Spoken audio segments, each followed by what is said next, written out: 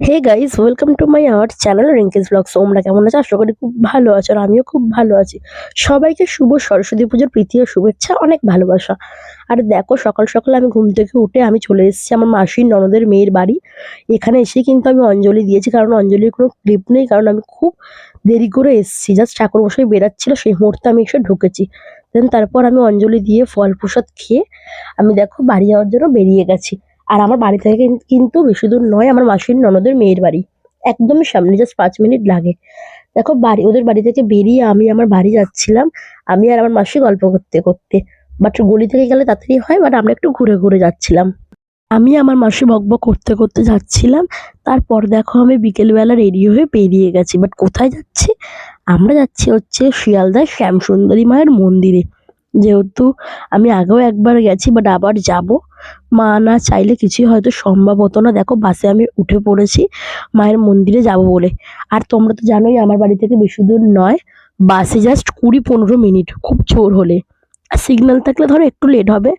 এদিকে দেখো আমি বাস থেকে নেমে হাঁটছিলাম মায়ের মন্দিরে যাব বলে। আর এই যে দেখো সোজা যাচ্ছি, ওই যে একটা পিঙ্ক প্যান্ডেল রয়েছে, ওই প্যান্ডেলের কিন্তু ডান দিকের গলিটাতেই কিন্তু মায়ের বাড়ি। এদিকে দেখো কথা বলতে বলতে কিন্তু ওই মায়ের বাড়ির সামনে চলে এসেছি। আর প্রথমেই কিন্তু আছে বাবার মন্দির, দেন তারপর কিন্তু মায়ের মন্দির। আর তোমরা হয়তো অনেকেই এসছো, তোমরা জানো। বাট আমিও কিন্তু ফার্স্ট টাইম যখন এসেছিলাম ফোন দেখেই এসেছিলাম, বাট তারপর আমি নিজের থেকেই এসেছি। আর এদিকে দেখো এসে কিন্তু আমি মাকে আগে প্রণাম করে নিয়েছি। আর 9ই মার্চ কিন্তু অমাবস্যা আছে, সেদিন কিন্তু মায়ের খুব ভালো একটা আরতি হয়, কারণ পুরো মন্দির তখন অন্ধকার থাকে। আর শুধু ঘিয়ের প্রদীপ জ্বেলেই কিন্তু মাকে কিন্তু আরতি করা হয়।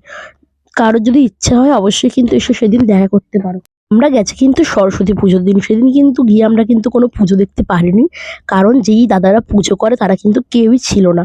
তিনজনেই গেছিলে হচ্ছে কোনো এক জায়গায় পুজো করতে, আসতে অনেকটাই লেট হবে বলেছিল। আর আমরা 7টা অবধি বসে ওয়েট করে তারপর কিন্তু আমরা ঠাকুর নমস্কার করে কিন্তু বেরিয়ে গেছি।